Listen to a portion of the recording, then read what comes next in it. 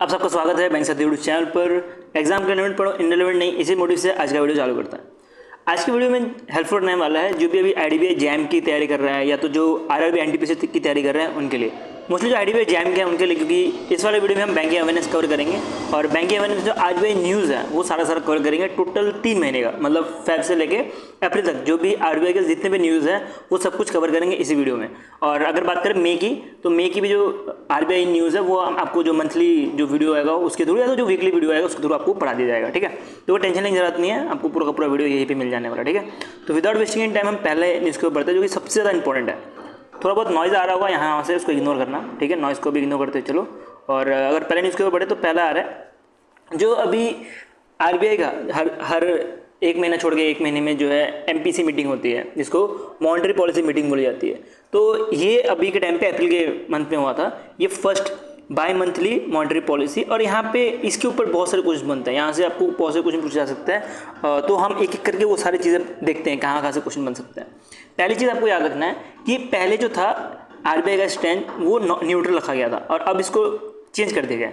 अब आरबीआई ने क्या बोला है कि हम जो है एकोनोमेटिव रखने वाले हैं। ठीक है, तो पहले जो था आरबीआई का जो पॉइंट ऑफ व्यू था वो न्यूट्रल पॉइंट ऑफ व्यू था और अब जो है एकोनोमेटिव पॉइंट ऑफ व्यू रखा है, जिसकी वजह से आप देख सकते हो जो रेपो रेट भी है वो भी चेंज किया गया है। ठीक है, और रेपो रेट चेंज होने की वजह से जितने भी रेट्स हैं वो सारे के सारे चेंज हो जाते हैं, ये चीज़ ध्यान देना।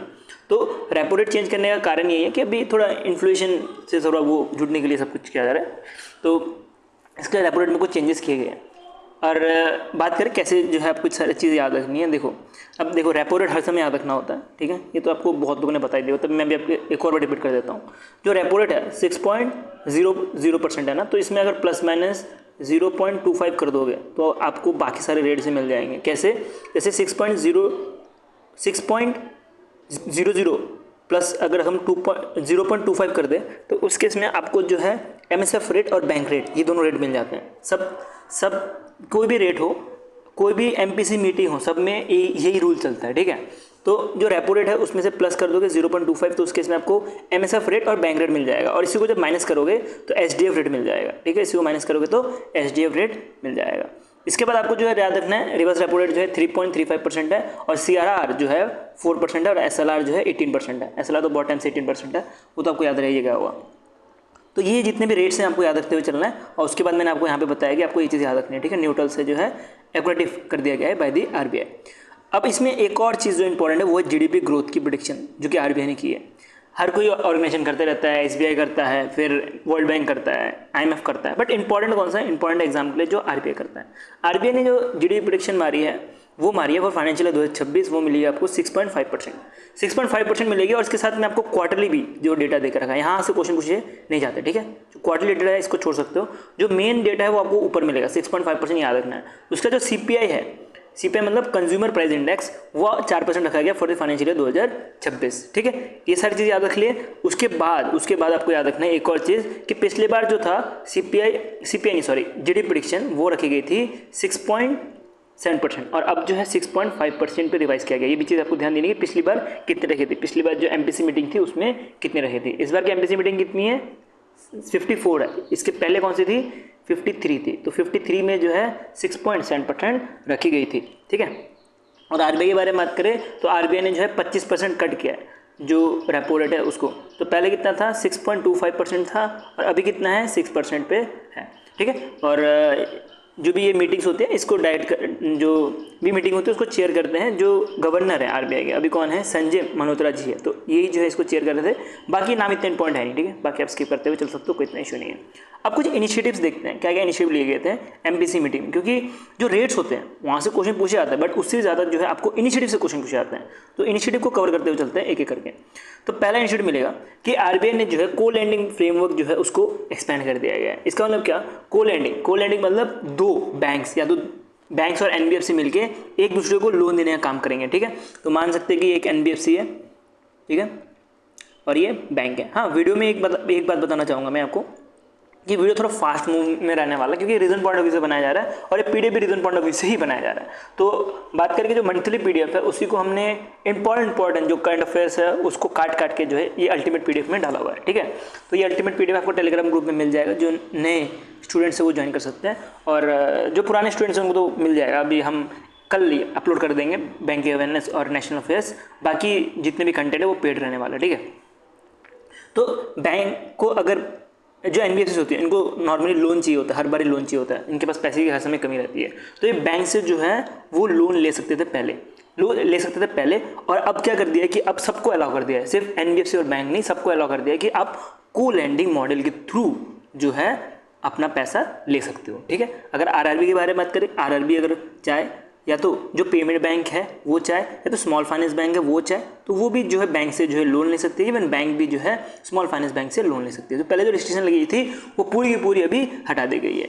दूसरा जो इनिशिएटिव है वो मिलेगा RBI draft guideline on gold loan. Gold loan के ऊपर कुछ इन्होंने गाइडलाइन लाया गया कि जो भी गोल्ड लोन का जो गोल्ड लोन कैसे लेनी है, कैसे गोल्ड लोन के ऊपर कैसे जो है रिस्ट्रिक्शंस रखनी है, ये जो रूल्स और रेगुलेशंस हैं या तो जो गाइडलाइन है वो ड्राफ्ट करने के लिए बोला गया है बैंक्स को, कि जो भी रेगुलेटरी एंटिटीज है, बैंक्स, एनबीएफसीज या स्मॉल फाइनेंस बैंक, जितने रेगुलेटरी एंटिटीज हैं, इनको बोला गया है कि आप एक फ्रेमवर्क जारी करो, कैसे जो है आप लोन के ऊपर पैसा दोगे, कैसे कितने इंटरेस्ट रेट दोगे, उसके ऊपर एक फ्रेमवर्क जो है जारी करने बोला गया है बाय द आरबीआई। इसके साथ ही जो है enhancing the UPI transaction limit, इसके साथ ही जो यूपीआई ट्रांजेक्शन लिमिट है उसको भी रिवाइज करने की बात कर रहे हैं। अभी करंटली कितना लिमिट है वो आपको मिलेगा 1 लाख रुपए मोस्ट ऑफ द केसेस में, और 2 से 5 लाख के बीच में मिलेगा कुछ सेलेक्टेड केसेस में, जैसे कि 5 लाख रुपए हॉस्पिटल और एजुकेशन के ऊपर आपका यूपीआई लिमिट होता है। अगर हॉस्पिटल में अगर आपको पेमेंट करना है तो आपकी 5 लाख की लिमिट होती है, और अगर नॉर्मली अगर आप पेमेंट करो तो 1 लाख की लिमिट होती है डेली। तो ये लिमिट जो है रिवाइज करने की बात कर रहे हैं आरबीआई, ठीक है। तो ये चीज़ बोला गया है एनबीएफसीज, बैंक्स और जितने स्टेक होल्डर्स हैं एक साथ बैठने के लिए और सोचने के लिए कैसे जो है कितना जो है लिमिट जो है रिवाइज कर सकते हैं यूपीआई का। तो इसके ऊपर अभी फ्यूचर में और डेटा या जो भी रिपोर्ट आएंगे उसके बेस पे हम पता लगेगा पूरा का पूरा न्यूज़, बट अभी के लिए जो है आपको एग्जाम के लिए इतने पढ़ना है। नेक्स्ट चलते हैं, नेक्स्ट आता है आरबीआई ने एक वेरीफाइड व्हाट्सएप चैनल लॉन्च किया है जिसका नाम है आरबीआई कहता है। आरबीआई कहता है, आपने डेफिनेटली बहुत वीडियोस देखे होंगे, बहुत सारे एड्स देखे होंगे, आरबीआई बोलता है कि आरबीआई कहता है ये करो वो करो। तो ये चीज़ जो है अब व्हाट्सएप के थ्रू दिया जाएंगे, मतलब एक वेरीफाइड व्हाट्सएप ग्रुप होगा हर आरबीआई का, ठीक है। तो एक वेरीफाइड व्हाट्सएप अकाउंट होगा आरबीआई की तरफ से जिसमें ब्लू टिक लगा रहेगा, और उसमें से अगर किसी भी पर्सन को इन्फॉर्मेशन चाहिए तो वो इन्फॉर्मेशन ले सकता है, फाइनेंशियल इन्फॉर्मेशन तो वो इन्फॉर्मेशन ले सकता है डायरेक्टली आरबीआई से, ठीक है। तो व्हाट्सएप के थ्रू अब ले सकता है, ठीक है। नेक्स्ट पढ़ते हैं। तो थोड़ा प्रॉब्लम हो रहा है, ठीक है, ये क्योंकि पीडीएफ नहीं है, ये स्लाइड्स हैं, और ये कुछ दिख रहे होंगे आपको मंथली पीडीएफ, तो ये मंथली पीडीएफ नहीं, हम इसको अल्टीमेट पीडीएफ के रूप में जो रिमूव कर देंगे जब हम पीडीएफ आपको प्रोवाइड करेंगे तब। लेकिन अभी के टाइम पे इसको मंथली रहने दो, बिकॉज बहुत मुश्किल होती है ऐसे पीडीएफ बनाने और टाइम लगता है। ऐसा नहीं है कि आप, मेरे को ऑलरेडी किसी स्टूडेंट से बनवा रहा था, उसको टाइम लग गया पूरा शॉर्टिंग करने में, उसके बाद अब मैं और मेरी टीम जो मिलकर जो है आप जो इंपॉर्टेंट इन्फॉर्मेशन है वो निकाल के आपके लिए धीरे धीरे वीडियो लेके आ रहे हैं, ठीक है। तो इसलिए थोड़ा टाइम लग रहा है, थोड़ा पेशेंट रखो। 8 जून का एग्जाम है ना आपका, तो 8 जून तक मैं आपका नेशनल बैंकिंग अपॉइंटमेंट्स तो मैंने आपको ऑलरेडी कवर करवा ही दिया है। इसके बाद जो रिमेनिंग चीज़ें रहेगी जो इंपॉर्टेंट है, डिफेंस हो गया है, उसके बाद स्पोर्ट्स हो गया, ये सारी चीज़ें जो है आपको मैं जितना जल्दी हो सके उतना जल्दी कवर करवा दूंगा, ठीक है, धीरे धीरे। उसके नेक्स्ट चले तो नेक्स्ट है कि आरबीआई ने जो है फ्रॉड प्रोटेक्शन, मतलब जो मूल अकाउंट्स होते हैं, मूल अकाउंट्स कौन से अकाउंट्स होते हैं, वो अकाउंट जिसको पकड़ना बहुत मुश्किल होता है, इसका कोई नाम नहीं होता, कोई पता नहीं होता, तो वैसे अकाउंट्स को पकड़ने के लिए एक मूल हंटर एआई जो है लॉन्च किया गया है। मूल हंटर एआई का काम होगा जो मूल अकाउंट्स होते हैं उसको पकड़ने का। उसके बाद बात करें RBI on unsecured loan. Unsecured जो लोन होते हैं जिसमें कोई सिक्योरिटी देने की जरूरत नहीं पड़ती, जिसमें कोई कोलेटरल देने की जरूरत नहीं पड़ती, उसमें भी आरबीआई ने कुछ बोला है कि आरबीआई ने क्लैरिफाई किया है it is not reducing risk wait अगर जो अनसिक्योर्ड लोन है उसके लिए। तो अनसिक्योर्ड लोन जो है उसके लिए आरबीआई ने बोला कि हम जो है रिस्क वेट को डिक्रीज नहीं करेंगे। और जैसे कि रिस्क वेट के बारे में बात करें कि जो अनसिक्योर्ड लोन होता है उसमें रिस्क वेट ज़्यादा होता है, तो रिस्क वेट ज़्यादा होता है तो बैंक जो ज़्यादा से ज़्यादा लोन प्रोवाइड नहीं कर सकती। अब मान लेते हैं कि सिक्योर लोन को जो है बैंक ने बोल रहा है कि हम जो है इसको रिस्क वेट में 80% में रखते हैं, और जो अनसिक्योर्ड है, ऐसे एग्जाम्पल दे रहा हूँ, और जो अनसिक्योर्ड है इसको मान लेते हैं 100% में रखते हैं, तो बैंक जो है ना वो ज़्यादा से ज़्यादा लोन नहीं दे पाएगी अनसिक्योर्ड में जितना सिक्योर्ड में दे पाएगी। इवन बात करें अगर होम लोन की, अगर उसको 50% रखा हो तो ज़्यादा से ज़्यादा वो रिस्क कम है, इसका ना ज़्यादा से ज़्यादा लोन वो दे पाएगी। तो आरबीआई ने क्लैरिफाई कर दिया एमपीसी मीटिंग में कि अब जो भी रिस्क वेटेज है वो कम नहीं होगा जैसे कि प्री कोविड टाइम पे था वैसा, ठीक है। तो जो भी चीज़ें बोली गई थी वो नहीं मानी गई है, और इसके साथ ही बोला गया है कि जो 25 BPS मतलब बेसिक पॉइंट रिस्क गैप है सिक्योर्ड और अनसिक्योर्ड लोन का, उसको मैनेज करने का, ठीक है।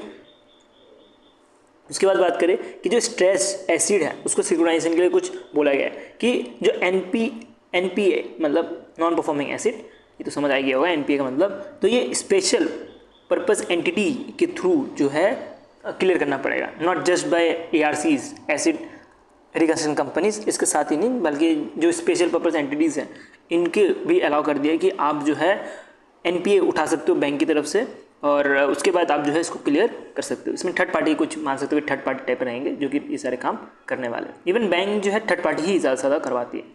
अब MPC मीटिंग जो 6 वाला हुआ था लास्ट, जो है फर्स्ट वाला कब हुआ? फर्स्ट वाला जो मीटिंग था वो अप्रैल में हुआ। फर्स्ट MPC मीटिंग जो 54 मीटिंग है वो अप्रैल में हुआ, लेकिन जो 53 मीटिंग है वो आपको मिलेगा, जो 6th MPC मीटिंग जो 53 है वो आपको फेब के महीने में मिला था। तो उसके कुछ की इनिशिएटिव्स है जो कि एग्जाम के लिए इंपॉर्टेंट है, जो कि पूछे जा सकते हैं, तो वो आपको याद रखना है, ना कि उसका जो रेट है वो याद रखना है। रेट जो है नया वाला याद रखो, लेकिन इसका जो इनिशिएटिव है इसको आपको डेफिनेटली पढ़ते हुए जाना है। तो पहला आपको मिलेगा कि RBI ने इंट्रोड्यूस किया है बैंक.in और fin.in डोमेन। अब ये 2 तरह के डोमेन जो है बैंक ने बोला है।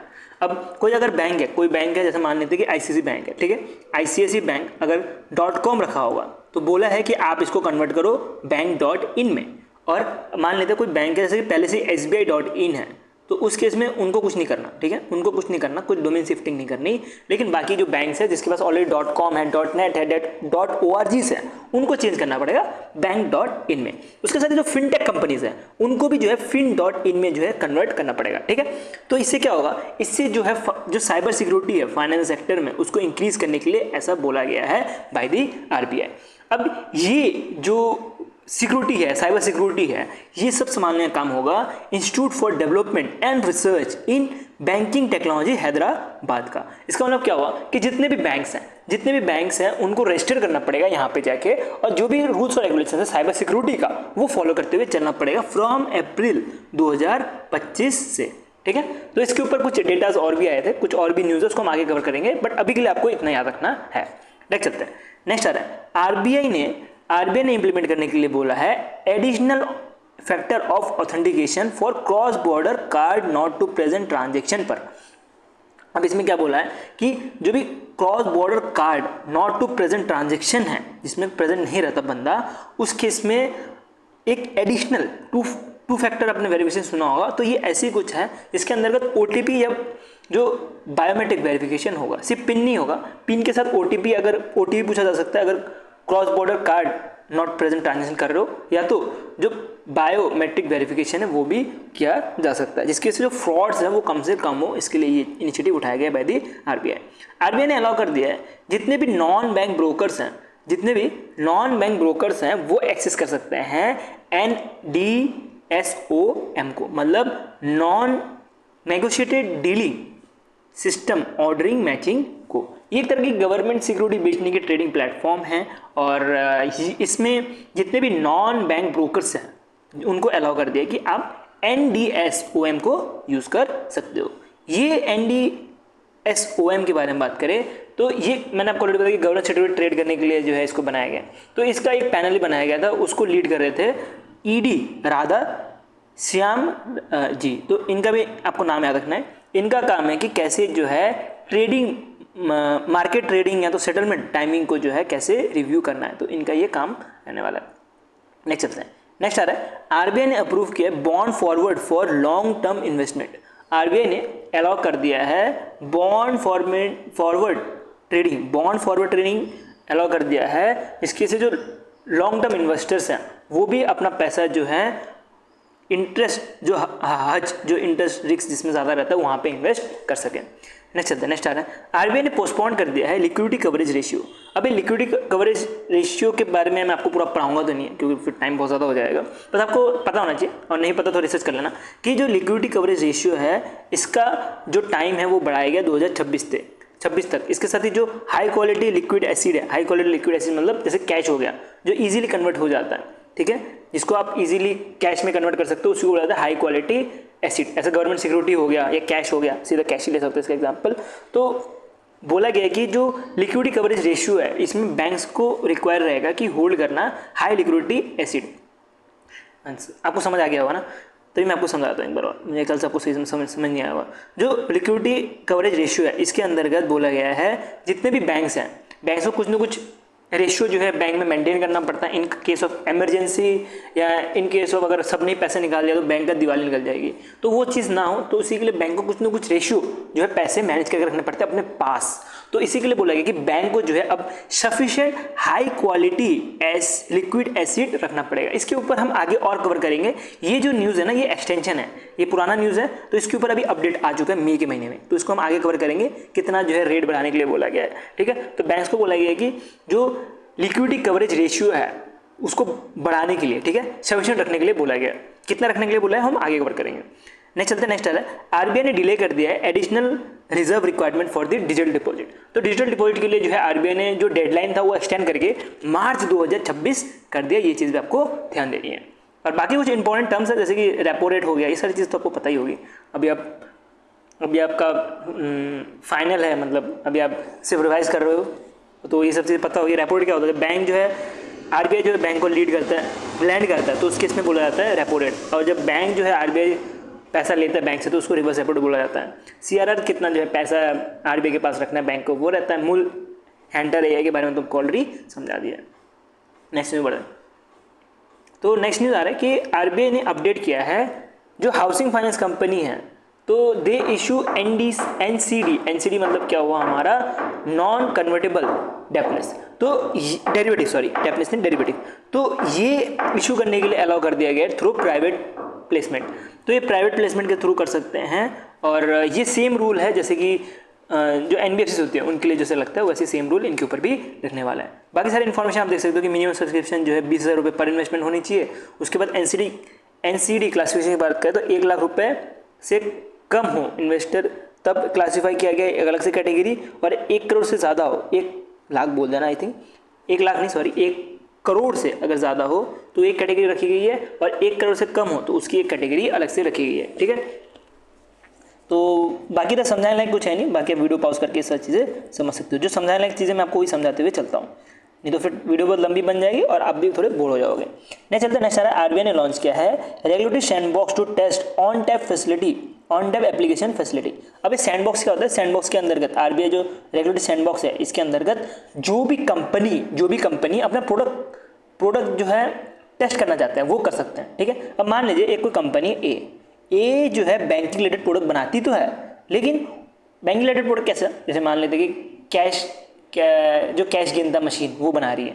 अब उसको टेस्ट तो करना पड़ेगा ना, कैश गिनने वाली मशीन सही है कि नहीं। एक छोटा सा एग्जांपल ले रहा हूँ, इतना छोटे काम नहीं करते हैं, लेकिन छोटा सा एग्जांपल ले रहा हूँ। सैंडबॉक्स के अंदर क्या करेंगे, वो कैश जो नापता है, जो मशीन जो नापता है कैश, उसको जो है रेगुलेटरी सैंडबॉक्स के पास जो है भेजा जाएगा टेस्टिंग के लिए। यहाँ पर टेस्ट होगा कि सही से काम कर रहा है कि नहीं। वैसे ही मान लेते हैं कोई एक फिनटेक या तो फाइनेंशियल प्रोडक्ट बनाया है, उसको भी टेस्ट करना है, तो वो सब चीज़ें जो है आरबीआई का ऑन टैप फैसिलिटी के अंतर्गत कर सकते हैं। आरबीआई के जो सैंडबॉक्स है इसके अंतर्गत कर सकते हैं। तो ये जो है किया जा रहा है, जो रिटेल थीम है इसके अंतर्गत। ठीक है, तो इसमें एक कंपनी को सिलेक्ट किया जिसका नाम आपको याद रखना है, एक्सटो इंडिया टेक्नोलॉजी लिमिटेड, जो कि चेन्नई बेस्ड है। तो ये अपना जो प्रोडक्ट है वो जो है जो रेगुलेटरी सैंडबॉक्स है इसके अंतर्गत ऑन टैप फैसिलिटी एप्लीकेशन के अंतर्गत अपना टेस्टिंग करने जा रही है। इसका नाम आपको अच्छे से याद रख लेना है, बहुत इंपॉर्टेंट है ये चीज़, इसका नाम आपको अच्छे से याद रख लेना है, ध्यान देना इसके ऊपर। नेक्स्ट आ रहा है, अभी जो प्रेसिडेंट ऑफ इंडिया है इन्होंने रिलीज़ किया है एक 5 रुपये का स्टैम्प।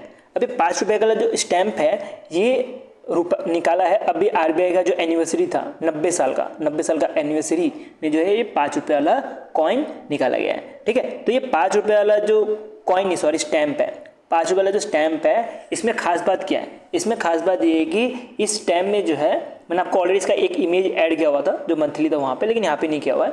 कारण समझ सकते हो कि मुझे पीडीएफ को शॉर्ट भी करना है, ऐसे नहीं कि आप रीजन के लिए पढ़ रहे हो आपको मैं 200-300 पेजेस का जो है पीडीएफ दे रहा, तो कोई मतलब नहीं बनता। मेरा एम है 150 से 120 से 150 के बीच में आपको पीडीएफ प्रोवाइड कर दूँ, जिससे आप आराम से 20+ के आसपास स्कोर ला पाओ, ये मेरा एम है।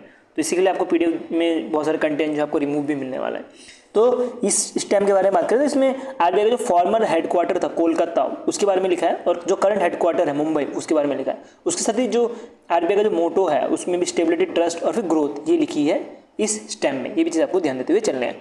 नेक्स्ट आ रहा है आरबीआई ने रिप्लेस कर दिया है Avyom India holding financial private limited के जो डायरेक्टर हैं इनको। क्यों? रीज़न क्या है कि ये जो है गवर्नेंस फेलियर हो रहा था इनकी तरफ से, उसके साथ जो पेमेंट में जो है डिफॉल्ट कर रहे थे, मतलब मान सकते हो ये पेमेंट में जो है गड़बड़ी कर रहे थे, जिसकी वजह से इनको रिमूव कर दिया गया और इनकी जगह पे जो है राम कुमार को जो है अपॉइंट कर दिया गया, जो कि फॉर्मर चीफ जनरल मैनेजर थे पंजाब नेशनल बैंक के। तो पंजाब नेशनल बैंक के क्या थे, ये फॉर्मर चीफ जनरल मैनेजर थे, अब इनको अपॉइंट कर दिया गया। नेक्स्ट न्यूज़ में बढ़ते हैं, ठीक है। तो नेक्स्ट न्यूज़ आ रहा है कि आरबीआई ने टाइट कर दिया है norms for imposing monetary penalty and compounding offence, ठीक है। तो ये न्यूज़ इंपॉर्टेंट है और ये न्यूज़ आपको डिटेल में पढ़ना जरूरी है, इसलिए मैंने आपको पूरा कंटेंट जो डिटेल में ही प्रोवाइड किया होगा, ठीक है। तो इसके बारे में पढ़ें। तो इसमें पेनल्टी जो इम्पोज किए जाएंगे, अब मान लेते हैं कि कोई एक बैंक गलती करता है तो उसके ऊपर जो है 10 लाख रुपए तक पेनल्टी लग सकती है, ठीक है। अगर दोबारा वही गलती करता है तो उसके ऊपर 5 लाख रुपए जो लगे थे वो इंक्रीज भी हो सकता है, ठीक है। उसके बाद बात करें कि कोई अगर रिपीटेड ऑफेंस कर रहा है तो उसके ऊपर 25, अब मान लेते कोई बैंक है, आरबीआई ने बोला ये मत करो, अब छोटे बच्चे की तरह बैंक जो है वही करते जा रहा है, तो जो पेरेंट्स है तो वो क्या करते हैं, जो अपने बच्चे रहते हैं उसको मारते हैं कि भाई अब मत कर तू ये काम। तो ऐसे आरबीआई क्या करेगी, बैंक के ऊपर पहले तो वार्निंग लगाएगी, बैंक अगर उसके बाद भी नहीं मान रही होगी तो आरबीआई बोलेगी अब तुम फटका खाओगे 25,000 रुपये करके पर डे के हिसाब से। तो आरबीआई उसके बाद फटका लगाना चालू करेगी 25,000 रुपये करके पर डे के हिसाब से। ये कंटिन्यूसली चलते रहेगा आफ्टर द फर्स्ट, जब पहली बार जो वार्निंग रहेगी उसके बाद से, ठीक है। उसके बाद बात करें अगर कंपाउंडिंग, अगर 2 से ज़्यादा अगर कंप्लेन होगा, ठीक है। अब मान लेते हैं कि बैंक एक गलती कर रही है, 2 गलती कर रही है, ऐसे करके बहुत सारे ऑफेंस कर रहे हैं, तो आरबीआई के जो ऑफिसर्स हैं, इनको ऑफिसर्स है can compound offence excluding the punishment with the imprisonment. तो इनके ऊपर जो है कंपाउंड जो है पनिशमेंट भी हो सकती है। तो ये 3 पॉइंट जो है इंपॉर्टेंट है, आपको इधर ही ज़्यादा से ज़्यादा ध्यान देते हुए चलना है। नेक्स्ट चलते हैं, आरबीआई ने कंडक्ट किया है dollar rupee buy and sell forex swap auction. ये फॉरेक्स स्वैप ऑक्शन क्या है कि इसके डॉलर दिया जाएगा, उसके बदले में जो है रुपी ली जाएंगी। तो आरबीआई के पास बहुत सारा रिजर्व पड़ा हुआ था, जिसके से 5.1 बिलियन जो है डॉलर रुपी स्वैप किए गए हैं, ठीक है। इसके ऊपर कुछ ऑप्शंस हुआ था तो उसके बेस पे किए गए। नेक्स्ट चलते हैं, आरबीआई डेटा रिवील करता है जो लिवरेज रेमिटेंस स्कीम है ये डिक्लाइन कर गया है 10% से ईयर ऑन ईयर, YOY मतलब ईयर ऑन ईयर 10% से डिक्रीज कर गया है, ठीक है। और ये जो डेटा है 9 मंथ का मिलेगा फॉर फाइनेंशियल 2025, मतलब कि अप्रैल 2024 से लेकर दिसंबर 2024 तक का। उसका बात करें, आरबीआई ने इंट्रोड्यूस किया है एक नया framework for the self regulatory organisation. Self regulatory organisation जिसको अम्ब्रेला ऑर्गेनाइजेशन बोला जाता है, जो कि एक तरह से सारे ऑर्गेनाइजेशन का, मान सकते हो कि सारे ऑर्गेनाइजेशन का ऊपर रहता है, ठीक है। तो इसके ऊपर एक नया फ्रेमवर्क लाया गया है कि जो सेल्फ रेगुलेटरी ऑर्गेनाइजेशन है वो अब अकाउंट एग्रीगेटर इकोसिस्टम में भी काम कर सकता है, ठीक है। तो अकाउंट एग्रीगेटर सिस्टम के बारे में बात करें तो ये अकाउंट एग्रीगेटर बनने के बाद जो वेरिफिकेशन है वो कर सकते हैं। इसको समझाने में थोड़ा मेरे को टाइम लगेगा। जैसे मान लेते हैं बैंक है, ठीक है, एक बैंक है, SBI ले लेते हैं, ठीक है, SBI ले लेते हैं, SBI, और एक लेते हैं ICICI बैंक, ठीक है। तो जो अकाउंट एग्रीगेटर होगा ना, एक थर्ड पार्टी ले लेते हैं कोई, ठीक है। अब कोई बैंक में पैसा लेने आया, SBI में पैसा लेने आया, लेकिन उसका अकाउंट जो है ICICI बैंक में है, ठीक है। तो उस बंदे को कैसे पता लगेगा, SBI को कैसे पता लगेगा कि ICICI बैंक में इसका कितना पैसा पड़ा या क्या इन्फॉर्मेशन है, तो ये सब चीज़ें कैसे पता लगेगी, या तो लोन ट्रांसफर हो रहा हो तो ये सब चीज़ कैसे पता लगेगी, वो सब पता लगता है अकाउंट एग्रीगेटर के थ्रू। तो अकाउंट एग्रीगेटर का सारा डेटा रहता है ICICI बैंक, एक्सिस बैंक, ये सब का, और उसके हिसाब से जो है वो डेटा प्रोवाइड करता है जिस बैंक को नीड है उसको। तो अभी सेल्फ रेगुलेटिंग जो है AI बनाने के लिए कुछ गाइडलाइन लॉन्च किया गया है, जिसके अंदर बोला गया कि जो सेल्फ रेगुलेटिंग AI रहेंगे उनको जो एग्जिस्टिंग AI का जो सिस्टम है वो फॉलो करना पड़ेगा, और टेक्निकल ग्लिच जो भी है वो मैनेज करेगी RBI की, जो ये information technology private limited Mumbai की है ये, ठीक है।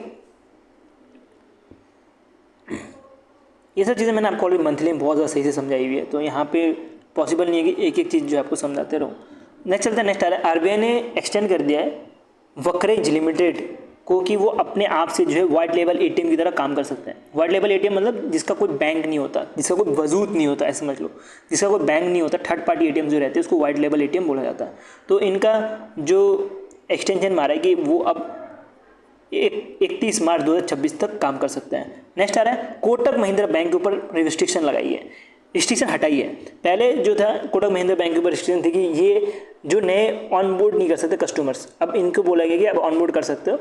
और कारण क्या था कि इनको रोकने का कि ये अच्छे से जो है काम नहीं कर रहे थे ऑनबोर्डिंग में, कुछ फ्रॉड करके काम कर रहे थे जिसके से इनका ऑनबोर्डिंग रोका गया था। आप यहाँ से डिटेल भी देख सकते हो। और उसके साथ जो आईटी रिलेटेड वायलेशन की गई थी जिसकी से इनका ऑनबोर्डिंग रोका गया था, ठीक है। और ये 2024 में रोका गया था और अब जाके इनको जो है अलाउ कर दिया गया। नेक्स्ट चलते हैं, नेक्स्ट आ रहा है आरबीआई ने रिस्ट्रिक्शन लगाई है न्यू कोऑपरेटिव बैंक के ऊपर। और लगाने का कारण कि इन्होंने जो new loan and spending withdraw है उसमें थोड़ा मतलब नॉर्म्स में थोड़ा प्रॉब्लम दिखा है जिसकी वजह से इनके ऊपर रिस्ट्रिक्शन लगाई गई है, ठीक है। नेक्स्ट बढ़े, नेक्स्ट आ रहा है आरबीआई ने चेंज कर दिया rules for urban cooperative banks. जितने भी अर्बन कोऑपरेटिव बैंक्स हैं उसके लिए कुछ रूल्स चेंज किए जो कि बहुत ज़्यादा इंपॉर्टेंट है एग्जाम के लिए। क्योंकि पहले जो था वो लोन का जो बात करें या तो सीलिंग की बात करें तो ये सारी चीज़ें डिफरेंट थी और अब जो है डिफरेंट है। कैसे? जैसे कि बात करें कि bank can classify loans as small value loan. जो स्मॉल वैल्यू लोन है उसको क्लासीफाई करेंगी अप टू 25 लाख और 0.4% ऑफ टायर 1 कैपिटल का। जो भी ज़्यादा रहेगा उसको जो है as a small value loan की तरह नापा जाएगा, ठीक है। तो पहले जो था वो 0.2% था और अब बढ़ा के इसको 0.4% कर दिया गया है लोन कैप जो स्मॉल वैल्यू लोन है उसके लिए। और सीलिंग जो था पहले हर एक बोरोवर के लिए पहले 1 करोड़ रुपये था और इसको बढ़ा के अब 3 करोड़ रुपये कर दिया गया है। उसके साथ ही जो अर्बन कोऑपरेटिव बैंक्स हैं इनको भी 50% से लोन एग्रीगेटर का जो है वो फॉल करने से 2026 तक जो है डेट रखा गया। पहले जो था वो सेम चीज़ थी इसमें और इसमें कुछ ज़्यादा चेंजेस किए नहीं गए। पहले भी रूल सेम था और अभी भी रूल सेम है। नेक्स्ट चलते हैं, नेक्स्ट ये इंपॉर्टेंट है नहीं, ठीक है। अर्लियर नॉर्म्स ये सब मैंने आपको ऑलरेडी समझा दिया। नेक्स्ट बढ़ते हैं, नेक्स्ट आ रहा है आरबीआई ने जो है लॉन्च किया है फाइनेंशियल लिटरेसी वीक। एग्जाम के लिए क्या इंपॉर्टेंट है इसका डेट है फरवरी 24 से लेकर फरवरी 28 तक। इसके अंतर्गत क्या होगा, इसके अंतर्गत किसी भी पर्सन को अगर फाइनेंशियली कुछ समझना हो या किसी भी कंपनी को फाइनेंशियली कुछ समझना हो तो इनका जो मुंबई का ब्रांच है वहाँ पे जाके समझ सकता है। इसमें जो वेडनेसडे वाला डेट है याद रखना, वेडनेसडे के दिन जो है जो मुंबई में जो आरबीआई का जो फिनटेक वाला जो ब्रांच है वहाँ पे जाके जो फाइनेंशियल लिटरेसी है, नहीं ये थोड़ा अलग न्यूज़ है, सॉरी यानी थिंक मैंने यहाँ पे थोड़ा मिस्टेक कर दिया, वो थोड़ा अलग न्यूज़ है। फाइनेंशियल लिटरेसी ऐसी सेम न्यूज़ था जिसमें वेडनेसडे को जो है अगर जाना होता तो किसी को पूछना होता तो वो जाके वहाँ पूछ सकता है। आपको सिर्फ यहाँ पे डेट याद रखना है, ठीक है। फाइनेंशियल लिटरेसी वीक के अंतर्गत डेट याद रखना है, इसकी थीम याद रखनी क्या है, फाइनेंशियल लिटरेसी वुमेन प्रॉस्पेरिटी, ये आपको ध्यान देते हुए चलना है इसकी थीम।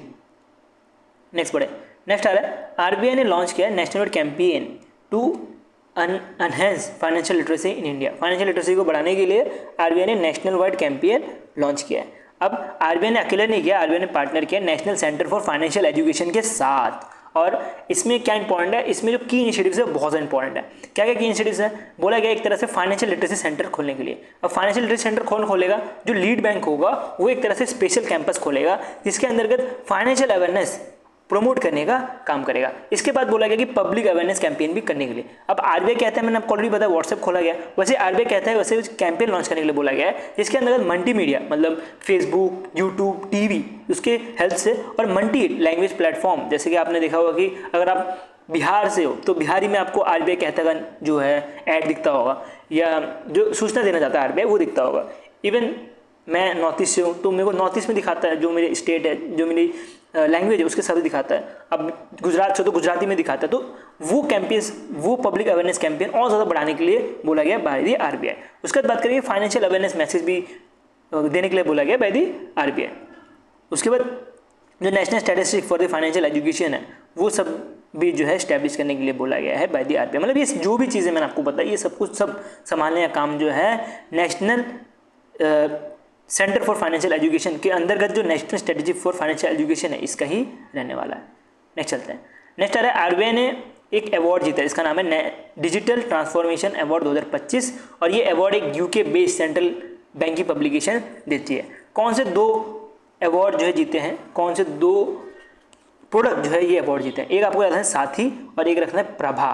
तो प्रभा प्रोडक्ट के बारे में बात करें तो एक तरह का स्मूथ फ्लो पोर्टल है जिसके अंतर्गत अगर किसी बैंक या किसी रेगुलेटरी एंटिटीज़ को अगर लाइसेंस चाहिए, अप्रूवल चाहिए तो वो ले सकता है ऑनलाइन, ठीक है। और अब तो ये मंडेटरी कर दिया कि कोई भी बैंक को अगर उसको अप्रूवल लेना है तो प्रभा पोर्टल से ले सकता है। और साथी के बारे में बात करें तो साथी के अंतर्गत ये हेल्प करेगा कि आरबीआई का जो इंटरनल वर्क फ्लो है उसको डिजिटलाइज करने का। तो ये दोनों को जो है अवार्ड दिया है, इसे आपको ध्यान देते हुए चलना है।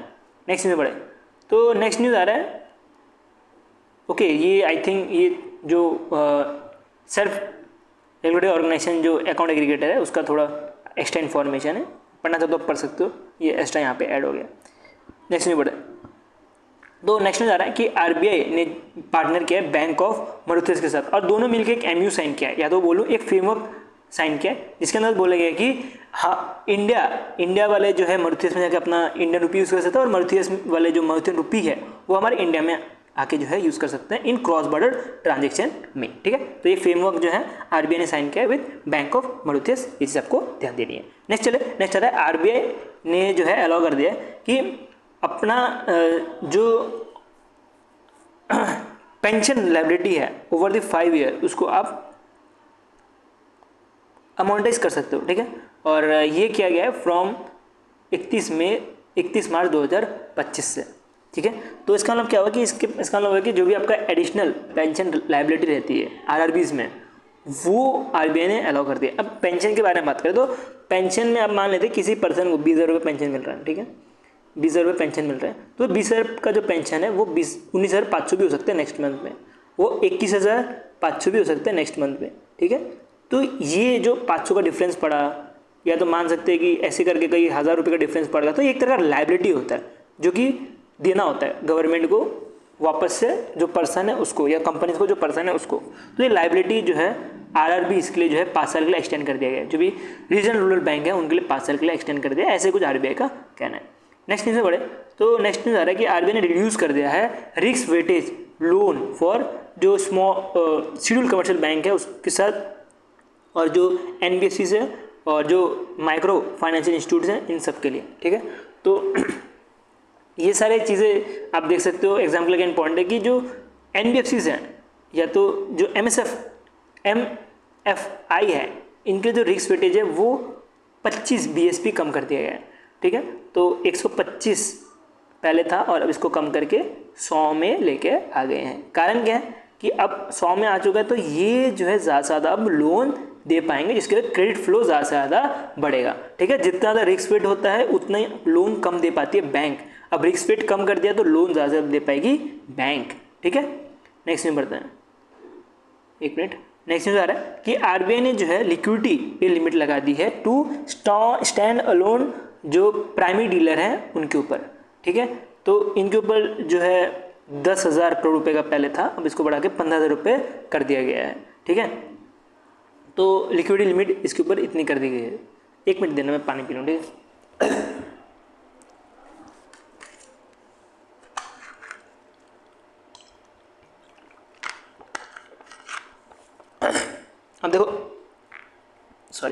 अब देखो जो स्टैंड अलोन प्राइमरी डीलर है ये कौन से डीलर होते हैं, ये वो डीलर होते हैं जो कि नॉन बैंक डीलर्स रहते हैं। ठीक है, इनको गवर्नमेंट सिक्योरिटी बेच सकते हैं, खरीद सकते हैं, लेकिन ये नॉन बैंक की तरफ से रहते हैं। तो इनके ऊपर लिमिट लगाई है कि ये 10,000 करोड़ रुपये पहले था लिमिट, अब इसको बढ़ा के 15,000 रुपये कर दिए गए। तो इतने तक जो है आप डील कर सकते हो गवर्नमेंट सिक्योरिटीज या डिफरेंट जो भी इनका काम रहता है उसके ऊपर। ठीक है, तो इसके ऊपर ही मैंने आपको बहुत अच्छे से सबको समझाया हुआ है, तो नहीं समझ आ रहा हो तो एक बार गूगल कर लेना, समझ आ जाएगा चीज़ें। नेक्स्ट चलता है, नेक्स्ट आ रहा है स्टैंड अलोन डीलर क्या रहता है कि जो गवर्नमेंट सिक्योरिटी सेल करता है, बस इतना चीज़ आपको ध्यान देना है। अभी इतना रिसर्च ही मत करते बैठो, अभी आपको रिविजन करना ज़्यादा फोकस करते हुए चलना है, ना कि ये सब अभी पढ़ने का कोई टाइम है। ठीक है, आईडीबीआई जैम के बारे में बात करें उसके लिए भी नहीं है। अगर हम आरआरबीपीओ के बारे में बात करें तब अगर कोई आरआरबीपीओ की तैयारी कर रहा हो उसके लिए ठीक है, लेकिन आईडीबीआई जैम के लिए कोई फ़ायदा नहीं है अभी इतना रिसर्च करके। जो पढ़ा रहा हूँ उसको पढ़ते हुए चलो, बस 20 नंबर लाना मेरी जिम्मेदारी है। आप बस पढ़ते हुए चलो, फॉलो करते हुए चलो पीडीएफ को और जो मैं पढ़ा रहा हूँ उसको। ठीक है, नेक्स्ट चलते हैं। नेक्स्ट आता है आरबीआई ने जो एफपीआई है मतलब फॉरेन पोर्टफोलियो इन्वेस्टमेंट लिमिट, ये अनचेंज रखा गया है फॉर द फाइनेंशियल ईयर 2026। कितना अनचेंज रखा गया है? जो गवर्नमेंट सिक्योरिटी है उसके लिए जो लिमिट रखी गई, सेंट्रल गवर्नमेंट सिक्योरिटी है उसके लिए लिमिट रखी गई है 6%, जो स्टेट डेवलपमेंट लोन है उसके लिए 2%, कॉर्पोरेट बॉन्ड के लिए 15%। ठीक है, तो और ये लिमिट जो है आपको ओवरऑल लिमिट मिल रही होगी, और इसमें भी जो है 2 पार्ट में बांटी गई है। इसकी लिमिट में जो अमाउंट है वो भी 2 पार्ट में बांटी गई है। जैसे कि अगर अप्रैल से लेकर सितंबर 2025 के बारे में बात करें, इसमें जो गवर्नमेंट सिक्योरिटी की जो लिमिट रखी गई है वो 2.79 ट्रिलियन रखी गई है, और अक्टूबर से लेकर मार्च तक की बात करें तो उसमें 2.89 ट्रिलियन रखी गई है। और उसके साथ ही अगर कॉर्पोरेट बॉन्ड के बारे में बात करें तो इसमें जो अप्रैल से लेकर सितंबर है उसमें आपको 8.22 ट्रिलियन मिलने वाला है लिमिट, और अक्टूबर से लेकर मार्च तक बात करें, मार्च 2026 तक, तो उसके इसमें 8.80 ट्रिलियन की जो है लिमिट रखी गई है। ठीक है, तो जितना इसमें रहता है, जितना लिमिट रहता है उतना तो यूज़ कभी कभी हो जाता है और कभी उससे ज़्यादा यूज़ होता है। जैसे गवर्नमेंट सिक्योरिटी में देख सकते हो कि 22% जो है यूज़ हो जाता है, वैसे ही कॉर्पोरेट बॉन्ड में जो है 15% यूज़ हो चुका है। तो ज़्यादा से ज़्यादा कभी कभी जो ज़्यादा लिमिट है वो क्रॉस भी कर दिया जाता है बाय दी गवर्नमेंट, बोल सकते हो बाय दी RBI। ये सारी चीज़ें होती रहती है और इवन RBI चाह भी रहा है कि जो ये लिमिट है ये बढ़ाया जाए, बट अभी के टाइम पे अनचेंज रखा है। बट RBI के साथ जो बैंक्स है वो ज़्यादा से ज़्यादा चाह रहे हैं कि लिमिट जो है वो बढ़ाया जाए, FPI की लिमिट जो है और ज़्यादा बढ़ाया जाए। नेक्स्ट आ रहा है, हाँ ये न्यूज़ हमने पढ़ा था ना, लिक्विडिटी कवरेज रेशियो। अब ये न्यूज़ आपको यहाँ पे समझ आ जाएगा, जो हमने ऊपर छोड़ के रखा था न्यूज़ वो अब आपको पूरा डिटेल में समझ आ जाएगा कि RBI ने मेड किया है some changes to the rule called liquidity coverage ratio. अब लिक्विडिटी कवरेज रेशियो क्या होता है, ये बैंक को कुछ ना कुछ पैसा अपने पास रखना पड़ता है इन केस ऑफ सर्वाइवल। अगर मान लेते हैं कि बैंक से सारा पैसा बंदे निकाल के ले गए तो बैंक का दिवाली निकल जाएगी, तो वो चीज़ ना हो तो उसके लिए जो है बैंक अपने पास जो है 30 दिन सोच के रखता है। अब मान लेते हैं कि बैंक ने सोचा, ये बैंक है, बैंक ने सोचा है कि हमारे बैंक से जो है नेक्स्ट 30 डे में 100 रुपये करके जो है बंदे पैसे निकाल के लेके जाएंगे, तो उस हिसाब से बैंक जो है अपने पास 100 रुपये रिजर्व रख देगा। ये क्या करेगा, रिजर्व रखेगा, अलग से पैसा रख देगा 100 रुपये करके। ठीक है, चलो इसका एग्जाम्पल को अच्छे से लेते हैं। बैंक है, बैंक बोलता है कि हमारे यहाँ से लोग 1000 रुपये करके ले जाते हैं हर महीने, 30 दिन में जो है 1000 रुपये करके ले जाते हैं, और इसी का जो है हम इमरजेंसी फंड 30 दिन तक मान लेते हैं। एक फॉर्मूला है, जैसे कि आप फॉर्मूला दे सकते हो, ये HQLA मतलब हाई क्वालिटी लिक्विड एसिड, इसका मतलब हो गया कैश, या तो जो गवर्नमेंट बॉन्ड है उसको बोला जाता है। तो उसको जो है डिवाइड किया गया कितना जो है कैश फ्लो होने वाला है बैंक से। तो बैंक से मान लेते हैं कि कितना कैश फ्लो माना हमने, 1000 रुपये का कैश फ्लो माना है ना, तो जो लिक्विडिटी हाई क्वालिटी एसिड होना चाहिए वो 100% से ज़्यादा होना चाहिए। इसका मतलब क्या हुआ कि मान लेते हैं कि बैंक ने सोचा कि हमारे यहाँ से 1000 रुपये बाहर जाने वाले हैं या 100 रुपये बाहर जाने वाला है 30 दिन में, तो बैंक को जो है उतना ही रखना पड़ेगा। ठीक है, तो 100 रुपये उनको एज अ बैकअप रखना पड़ेगा अगर 100 रुपये बाहर जा रहे होंगे, क्योंकि ये फॉर्मूला में लेस देन इक्वल टू 100% है। ठीक है, तभी जो है ये पॉसिबल हो पाएगा। ठीक है, तो 100 रुपये अगर बाहर जा रहे होंगे बैंक से, तो उस केस में जो है 100 रुपये ही उनको एज अ रिजर्व रखना पड़ेगा। 100 रुपये से मतलब मान लीजिए फाइनेंशियल क्राइसिस जब हो गया तो 100 रुपये उनको मिनिमम चाहिए होंगे क्राइसिस के समय, तो उनको 100 रुपये रखने पड़ेंगे। 100 रुपये ज़्यादा रखेंगे तो उनके लिए अच्छा है, मिनिमम तो 100 रुपये रखने ही पड़ेंगे। अगर ऐसा उनका कैलकुलेशन में आएगी 100 रुपये में 100 रुपये जो है हम जो है अपना जो दिवाली है वो निकालने से बचा लेंगे। ठीक है, तो इसे आपको समझ आ गई हुई, इस पढ़ते हैं। एक्चुअली ये जो न्यूज़ है ना ये बहुत बड़ा न्यूज़ है, इसको मैं समझाने लगूंगा तो अराउंड 10 मिनट के आसपास ही समझाने में लगेगा, और इमेज के थ्रू मैंने आपको ऑलरेडी समझाया हुआ है, तो यहाँ पे हम इधर इतना टाइम वेस्ट नहीं करेंगे। एग्जाम के लिए इंपॉर्टेंट इसको देखते हैं। एग्जाम में जो बोला गया है कि एग्जाम के लिए जो बोला गया है कि जो ओल्ड रेट था और जो न्यू रेट अभी चेंज किया गया है as per liquidity coverage ratio LCR। अब मैंने आपको ऑलरेडी बताया LCR क्यों रखना पड़ता है कि बैंक जो है 30 दिन तक जो रिस्क है उसको असिस्ट करता है, उसके बेस पे जो है पैसे जो है रिजर्व रखना पड़ता है। तो जो LCR है वो अभी के टाइम पे बहुत रिस्की है, क्योंकि अब लोग क्या करते हैं, बैंक तो जाते नहीं है लोग पैसे निकालने के लिए। अब बैंक जाएंगे तो बैंक को पता लगेगा कितना पैसा निकाला जा रहा है। बैंक जाते नहीं है लोग, और कभी भी कितना ही पैसा निकाला जा सकता है बाई UPI या तो ऑनलाइन ट्रांजेक्शन के थ्रू। अब मान लेते किसी बंदे का हॉस्पिटल में पैसे की जरूरत पड़ी, उसने 5 लाख रुपये बैंक से निकाल लिए। अब बैंक बोलेगा यार ये तो सोचा नहीं था यार, हमारे यहाँ से 5 लाख रुपये निकल गए। तो ये चीज़ ना हो, इसी की वजह से जो स्टेबल मनी है उसमें पहले जो रेट था वो 5% था, और अभी के रेट पे 7.5% मिलेगा, जिसको कंपेयर करोगे तो 2.5% का इंक्रीमेंट है। वैसे जो लेस स्टेबल डिपॉजिट है तो उसमें पहले 10% रखा गया था रेट, अब जो है 12.5% कर दिया। तो इसमें भी आप देख सकते हो कि 2.5% का जो है रन ऑफ ऐड हुआ है। ठीक है, कितना 2.5% का जो है रन ऑफ ऐड हुआ है। स्टेबल डिपॉजिट क्या होता है, जैसे कि फिक्स डिपॉजिट हो गया, ये सारे जो है स्टेबल डिपॉजिट होती है। ठीक है, और अगर लेस स्टेबल डिपॉजिट के बारे में बात करें तो वो डिपॉजिट जैसे कि सेविंग अकाउंट में पैसा है, वो सारे कभी पैसा निकल सकते हैं, तो उसको बोला जाता है लेस स्टेबल। तो उस केस में ज़्यादा से ज़्यादा जो है पैसे रखने के लिए बोला गया, और बाकी जो स्टेबल है उसमें कम रखने के लिए बोला है रेट। नेक्स्ट चलते हैं, नेक्स्ट आ रहा है RBI directive on digital operation. ये भी मैंने आपको ऑलरेडी बताया दिया बैंक नेट के बारे में, तो इसका आपको क्या याद रखना है, डेट याद रखना है 31 अक्टूबर 2025 लास्ट डेडलाइन दिया है बैंक्स को माइग्रेशन करने के लिए।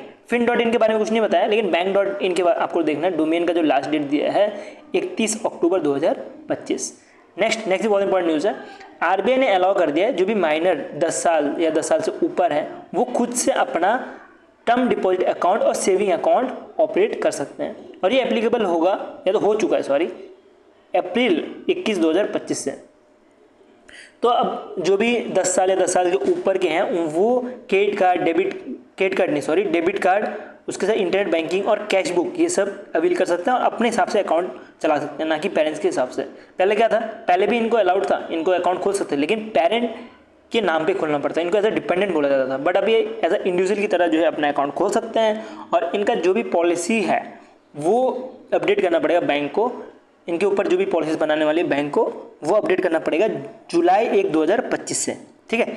और अगर बात करें कोई अगर बच्चा है जो 10 साल से कम है उसके लिए क्या रूल रहने वाला है, तो उसके लिए सेम रूल रहने वाला है जैसे पहले था कि जो भी अकाउंट है वो ऑपरेट करेगा जो उनके पेरेंट या तो लीगल गार्जियन है वो, और इवन बैंक ने अलाउ कर दिया मदर्स को भी एज अ गार्जियन बनने के लिए। और अगर बात करें कि अब वो बच्चा जो 10 साल का जो बच्चा है वो अगर 18 साल का हो जाएगा तो बैंक को उससे एक फ्रेश सिग्नेचर लेना पड़ेगा, उसके साथ ही उसको बताना भी पड़ेगा कि आपके अकाउंट में जो है इतना पैसा था। तो ये सारी चीज़ें जो है उस बच्चे को बताना पड़ेगा। इसके अंतर्गत इस अकाउंट के अंतर्गत जो भी 10 साल वाला अकाउंट है इसके अंतर्गत कोई भी ओवरड्राफ्ट फैसिलिटी नहीं है, मतलब कोई भी क्रेडिट कार्ड वेडिट कार्ड नहीं मिलेगा। और केवाईसी जो रहेगा ये मैंडेटरी है, जैसे एडल्ट का केवाईसी रहता है वैसे केवाईसी इस बच्चे का भी रहने वाला है, ठीक है। ये पूरा का पूरा न्यूज़ मैंने आपको इसलिए बताया क्योंकि ये बहुत इंपॉर्टेंट न्यूज़ है, यहाँ से क्वेश्चन पूछे जाने की संभावना बहुत ज़्यादा है। तो जो भी करंट अफेयर्स है मैंने आपको यहाँ पे पूरा का पूरा प्रोवाइड कर दिया है। नेक्स्ट चलते हैं, नेक्स्ट आ रहा है कुहू फाइनेंस प्राइवेट लिमिटेड। एक तरह के फिनटेक प्लेटफॉर्म है जिसको एनबीएफसी का लाइसेंस मिल चुका है। अब ये एक तरह का एनबीएफसी का काम कर सकते हैं और ये लोन दे सकते हैं 2 करोड़ तक, ठीक है। ये चीज़ पे आपको ध्यान दे चलनी है। अब बढ़ते हैं पेनल्टीज के ऊपर। अब मैं आपको सारे पेनल्टीज नहीं पढ़ाऊंगा, लेकिन जो इंपॉर्टेंट पेनल्टीज है वो आप कवर करते हुए चलते हैं। पहला आ रहा है कि पंजाब नेशनल बैंक के ऊपर आरबीआई ने पेनल्टी लगाई है 29.6 लाख रुपए की कि उन्होंने कंप्लायंस नहीं दिखाया with customer service in bank का जो कस्टमर सर्विस है वहाँ पे कंप्लायंस नहीं दिखाने की वजह से पीएनबी के ऊपर 29.6 लाख रुपए की पेनल्टी लगाई है। दूसरी जो पेनल्टी लगाई है वो इंडियन बैंक के ऊपर लगाई है। इंडियन बैंक के ऊपर बात करें तो इनके ऊपर 1.61 करोड़ रुपए की पेनल्टी लगाई है कि इन्होंने जो किसान क्रेडिट कार्ड है उसमें उसका जो किसान क्रेडिट कार्ड का जो स्कीम है उसके अंदर का जो लोन और इन एडवांसेस हैं उसमें अच्छे से फॉलो नहीं किया है, उसके से इनके ऊपर पेनल्टी लगाई है। उसके बाद इंडियन ओवरसीज बैंक के बारे में बात करें तो इनके ऊपर 63.60 लाख रुपए की पेनल्टी लगाई है।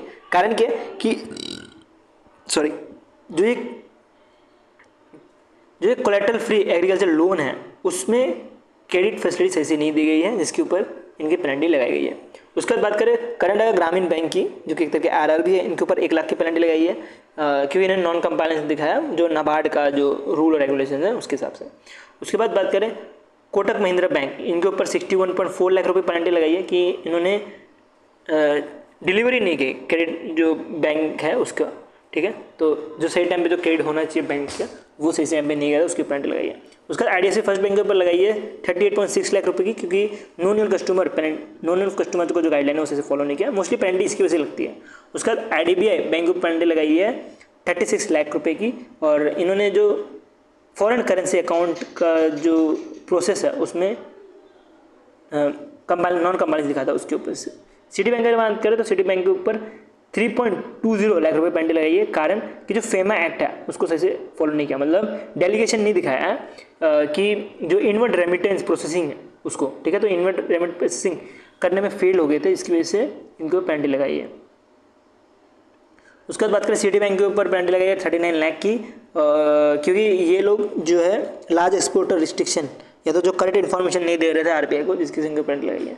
और नेक्स्ट भी पेनल्टी आपको सिटी बैंक के ऊपर ही मिलेगी जिसमें 36 लाख के ऊपर पेनल्टी लगाई है कि इन्होंने नॉन कंप्लायंस दिखाया लिबराइज रेमिटेंस स्कीम के ऊपर। फिर फेडरल बैंक के ऊपर बात करें तो फेडरल बैंक के ऊपर आरबीआई ने पेनल्टी लगाई है 27.30 लाख रुपए की, और ये नॉन डिपॉजिट इंटरेस्ट रेट पे ये पेनल्टी लगाई है, ठीक है।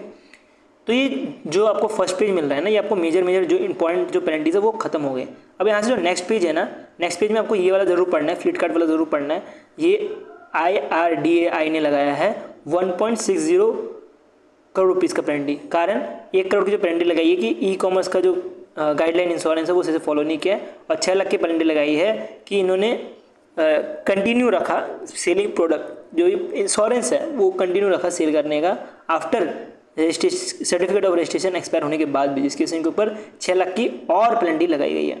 अब ये सारे जो मैंने लिखे हैं ना इधर, जो पेनल्टी बाय द RBI, ये सारे भी इंपॉर्टेंट है। जैसे नैनीताल इंपॉर्टेंट है, इक्विटास इंपॉर्टेंट है, इंडियन पोस्ट बैंक इंपॉर्टेंट है, उसके बाद new Indian cooperative bank important है, उसके बाद उज्जैन स्मॉल फाइनेंस इंपॉर्टेंट है। ये जितने भी मैंने यहाँ पे लिखे हैं ये सारे के सारे इंपॉर्टेंट है। इसके बाद जो है ना, ये सारे के सारे स्किप करने वाले पेनल्टीज है। ये आप देख सकते हो, ये सारे के सारे जो है स्किप करने वाली पेनल्टी है। आप पढ़ना चाहो तो पढ़ सकते हो, वीडियो को पॉज करके मैं आप थोड़ा स्लो स्क्रॉल कर देता हूँ, वीडियो को पॉज करके पढ़ सकते हो। लेकिन यहाँ से क्वेश्चन पूछे जाने बहुत कम चांस है। पेनल्टी के देखोगे लास्ट टू लास्ट ईयर, आप 3 साल का उठा के देख लो, 4 साल का उठा के देख लो, पेनल्टी से जब भी क्वेश्चन आता है ना, वो आता है जब बड़े बैंक के ऊपर लगे, कमर्शियल बैंक के ऊपर लगाओ, स्मॉल फाइनेंस बैंक के ऊपर लगाओ, या तो बात करें पेमेंट बैंक के ऊपर भी लगता है, इंडियन पोस्ट बैंक जैसे हो गया। तो ये सारे के ऊपर जब लगता है तब पूछा जाता है। ऐसे चुट्टू मुट्टू जो रहते हैं ना, ये कोऑपरेटिव बैंक के ऊपर लग के, तो यहाँ से नहीं पूछा जाता। तो अगर आप पढ़ सकते हो तो बढ़िया है, और नहीं पढ़ सकते तब भी बढ़िया है, इतना कोई इशू नहीं है। नेक्स्ट आ रहा है लाइसेंस के ऊपर बढ़ते हैं। तो कैपिटल माइंड फाइनेंशियल सर्विस को लाइसेंस मिल गया कि वो म्यूचुअल फंड बिजनेस कर सकते हैं, और ये लाइसेंस देने का काम सेबी ने किया था। सेबी ने बोला है अब आप म्यूचुअल फंड बेचो बिंदास। पहले क्या काम था इनका काम था कि पोर्टफोलियो मैनेजमेंट सर्विस, उसके बाद अल्टरनेटिव इन्वेस्टमेंट फंड की तरह जो है ये काम करती थी, और अब जो है म्यूचुअल फंड की तरह ये काम करेगी। नेक्स्ट आ रहा है भारत पे रिसाइलेंस पेमेंट। अब भारत पे जो है इसको ऑनलाइन पेमेंट एग्रीगेटर की तरह जो है अलाउ कर दिया गया है। ऑनलाइन पेमेंट एग्रीगेटर तो पता ही होगा, एक तरह से डिजिटल कैशियर मैं इनको बोलता हूँ। ये क्या है, डिजिटल कैशियर का तरह काम करते हैं, ठीक है। बैंक और आपके बीच में, कस्टमर के बीच में ये एक तरह का डिजिटल करेंसी लेते हैं और वो बैंक को देते हैं, उसके बाद आपको उसके बदले में जो भी प्रोडक्ट है या जो भी सर्विस है वो देने का काम करते हैं, ठीक है। तो ये किसको दिया, भारत पे का जो रिसाइलेंट पेमेंट है उसको दिया गया है। नेक्स्ट लाइसेंस के ऊपर बढ़े तो आपको मिलेगा PB पे प्राइवेट लिमिटेड, इनको ऑनलाइन एग्रीगेटर का लाइसेंस मिला बाय दी RBI। ये इन प्रिंसिपल जो लाइसेंस जो है अप्रूवल किया गया, ये इन प्रिंसिपल लाइसेंस है, मतलब अभी इनको टेम्परेरी लाइसेंस दिया। फुल अप्रूवल जब लाइसेंस दिया जाता है तो उस केस में उसको बोला जाता है सर्टिफिकेट ऑफ रजिस्ट्रेशन। अभी इन प्रिंसिपल दिया गया है, और ये दिया गया under the payment and settlement system act 2007 के अंतर्गत। नेक्स्ट जो है परिमल फाइनेंस लिमिटेड को NBFC ICC का लाइसेंस दिया गया है। ICC का मतलब क्या हो गया, इन्वेस्टमेंट एंड क्रेडिट कंपनी के तौर पे इनको लाइसेंस मिला है। ये एक तरह से नॉन डिपॉजिट टेकिंग जो है NBFC रहती है, और इनका काम रहता है कि इन्वेस्टमेंट और क्रेडिट कंपनी की तरह काम करना, ठीक है। तो ये अपने में जो इनकी सब्सिडी है वहाँ पे भी पैसा लगा पाती है। उसके बाद बात करें सिक्रोइस फाइनेंशियल प्राइवेट लिमिटेड, ये एक तरह का NBFC का लाइसेंस मिला है, और हाँ इसमें इतना इंपॉर्टेंट है, इनको जो एजुकेशन लोन है वो देने के लिए अलाउ कर दिया आफ्टर दिस लाइसेंस। उसका रिवलूट के बारे में बात करें तो ये UK बेस्ड कंपनी है, इसको प्रीपेड पेमेंट एग्रीगेटर इंस्ट्रूमेंट का जो है लाइसेंस मिला है बाय दी RBI, ठीक है। उसका इंपीरियल अर्बन कोऑपरेटिव बैंक के बारे में बात करें तो इनका लाइसेंस कैंसिल किया। कारण ये है कि इनके पास जो है सफिशिएंट पैसा नहीं है, इनकी मतलब दिवाली निकल गई। उसके बाद अजंता अर्बन कोऑपरेटिव बैंक के बारे में बात करें तो इनके भी लाइसेंस कैंसिल किया, कारण इनके पास भी जो है इनफ कैश नहीं था, इसकी वजह से इनको निकाल दिया गया, इनका जो है लाइसेंस कैंसिल कर दिया गया। उसके बाद जो कोऑपरेटिव बैंक होते हैं ना, उनके लाइसेंस कैंसिल करने का सबसे बड़ा कारण नहीं होता कि उनके पैसे ही नहीं बचते लास्ट तक, इसकी वजह से वो उनका जो है लाइसेंस कैंसिल हो जाता है।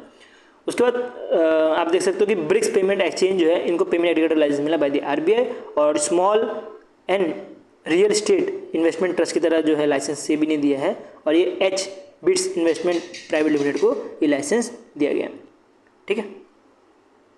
आई थिंक हमारा न्यूज़ जो है पूरा खत्म हो चुका है यहाँ पे, और बाकी हम जो अप्रूवल्स हैं फिर लॉन्चेस है बैंकिंग के वो बाद में कवर करेंगे। अब ये वाले वीडियो में आपको मिल रहा होगा 50 मिनट के आसपास वीडियो है, तो 50 मिनट के आसपास आपका जो भी RBI न्यूज़ था टोटल 4 महीने का वो खत्म हो गया, ठीक है। 3 महीने खत्म हो गया, और बाकी जो 1 महीने का रह गया, फरवरी से लेके हमने अप्रैल तक खत्म कर दिया, और जो 1 महीने का जो मई का रह गया वो आपके ऊपर रखा है मैंने पढ़ने के लिए। आप मई से पढ़ सकते हो, या किसी दूसरे टीचर से या PDF के थ्रू पढ़ना चाहो तो पढ़ सकते हो। आपको मंथली PDF तो आपको फ्री में दिया जाता है जो बैंकिंग अवेयरनेस है, तो आप टेलीग्राम ग्रुप ज्वाइन कर लेना, आपको वहाँ से वो PDF मिल जाएगा।